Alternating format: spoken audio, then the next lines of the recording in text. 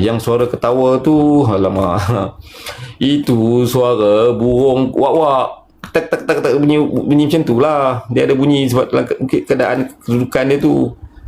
Wak-wak ni tak sebenarnya bunyi wak-wak-wak, dia jarak dia mungkin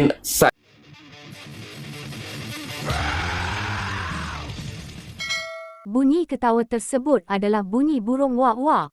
Itulah kenyataan yang diluahkan seorang anggota bomba penyelamat apabila beliau menjawab persoalan netizen mengenai misteri kematian seorang remaja perempuan Nur Izzati Humaira yang meninggal dunia selepas dipercayai tersesat ketika mendaki Bukit Cangkat Asa, Tanjung Malim Perak, Sabtu lalu.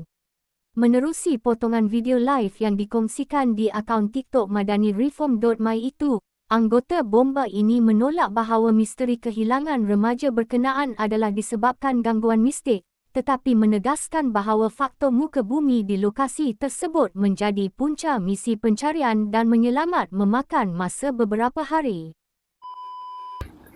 teknikal sebab ialah dia benda yang kita susah nak cari sebab kedudukan satu, dan keadaan bentuk muka bumi satu, kadang terhalang dengan bongkahan batu, terhalang dengan gaung, terhalang dengan pokok, terhalang dengan resam dan sebagainya. Sebab tu kadang-kadang kita rasa, oh kita dah lalu sini, kita dah pergi tapi tak jumpa sebagainya. Sebenarnya bentuk muka bumi tu sendiri yang jadi penghalang sebenarnya. Tu yang macam-macam cerita keluar tu, dah lalu tapi kata tak jumpa, yang padahal ada kat situ. Sebenarnya ialah bentuk muka bumi itu sebenarnya terhalang oleh yang saya katakan tadi, batu, mungkin pokok, resam dan segala bagai lah.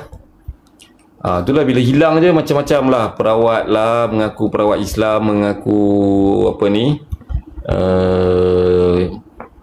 hantu bagai pengamal apa ni, semua hantu-hantu kan. Kau kalau perawat Islam, kau tak ada buat benda-benda yang merepek kan. Ini kau nak cari-carilah, nak berdoa lah, doa elok-elok lah, mana-mana boleh berdoa. Ini siap dengan bersilat bagai kau nak bertomoy bagai lautan tu, apa benda dah mula merepek lah.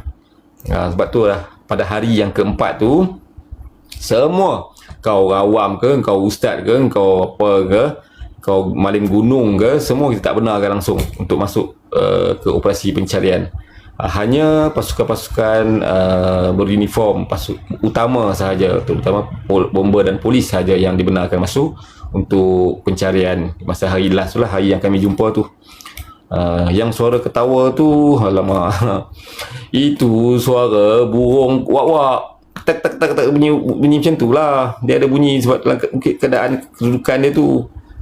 Wak-wak ni tak sebenarnya bunyi wak-wak-wak, dia jarak dia mungkin saiz burung tu mungkin. Aduh hai. Macam-macam lah suara ketawa lah apa bagai. Subscribe with notifications on.